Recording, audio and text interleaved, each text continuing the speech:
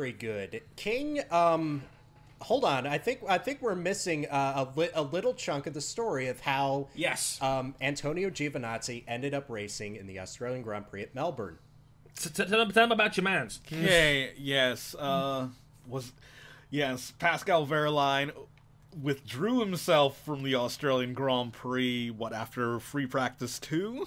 Yep, Yes. late Friday night British time. He got that one in about 1 in the morning, I think it was.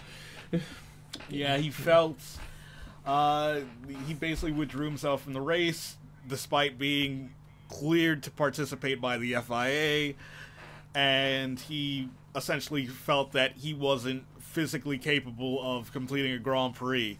Well, not physically capable as in, he didn't have the physical stamina to finish a full race distance. Remember, these cars are pulling about an average 1 extra G through the corners than they did last year, and I believe it was Grosjean who said that they were pulling up to 8G at one point, which is just ridiculous. So That's insane. Yes, that is why the drivers were working on just increasing their strength training in the off season, as opposed to just limbering down to try and make the minimum weight that you need to. Yeah, because simply put, 8 Gs is fighter pilot shit, basically, to say the least. And yeah, Pascal, who, by the way, in case you forgot, already had to deal with that Race of Champions injury, which meant he couldn't train as much as the other drivers in the field because he was still nursing his back. He only came in for the second test. So he's still effectively playing catch-up. He's only been given, I think it was 3 weeks of fitness as opposed to maybe the 3 months you would get from the other drivers in the field. So Pascal withdrew himself on late Friday night from the Grand Prix. Sauber respected his decision not to race. So on Saturday morning, and the man thought it was a prank at the time, Antonio Giovinazzi says, is being told, wake up, you're filling in for Pascal for the weekend. On Saturday morning. On Saturday morning at a track that he had never driven before, and a car that he had basically had 1 week in testing. And he almost makes Q2 and finishes the race. I think it was in 12th place, yes, I want to say. He finished 12th in the race. He was the top finishing rookie ahead of McLaren Honda Stoffel Van Dorn.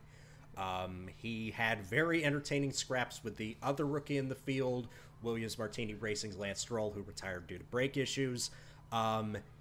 Just given the circumstances, he looked very, very, very, very solid and deserves pretty much all the praise that he was getting.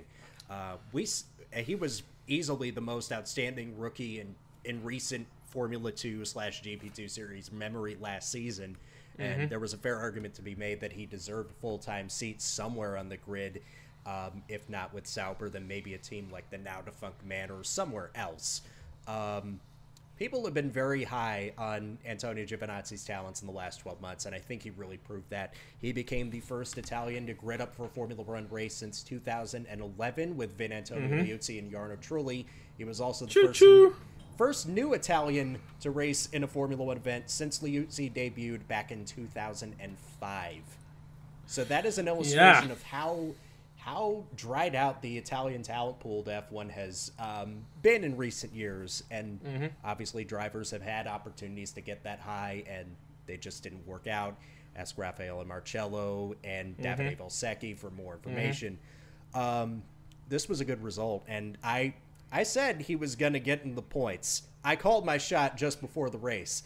I said, I don't know how he's going to get it, but I know he's going to come away with points for Sauber. Okay, so he finished 12th. Close. The shot ended up hitting the backboard and bouncing right off the backboard and missing. It could have been worse. It could have ended up in the 10th row of the seats and smacked some dude in the face. He spills his beer and his popcorn all over and just looks like a mess. RJ, you're the guy that asked Eugenie Bouchard out on the date. It went well, but you didn't get the second date. That's what basically happened here, mate. Good effort, hell of a try. and if I might say this, Sauber might be wise to put him back in the car in China, since it was in China that Giovinazzi made his single-seater debut in the Formula Pilota China Series, which he won back in 2012. So we So he has some pretty good ties to the continental Asia region, let's just say. Maybe he does get another shot. Maybe this is a one and only race of the season, but if this race was any indication, it seems like he's a good candidate for a Formula One drive in 2018 on the full-time basis. Indeed, and I have to add in here as well. The biggest compliment I can pay to Giovinazzi is that he looked like he'd been draped. He looked like Marcus Ericsson. He looked like he'd been there for 4 years already, and that is about as good a compliment as I can pay him.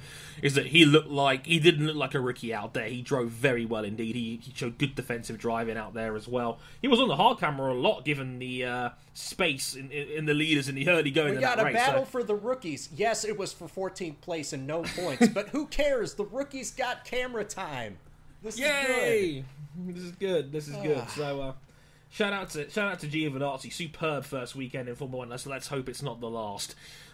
Great job from Antonio there. Great job indeed. And on the other end of the scale, let's talk about Jody and Palmer a little bit.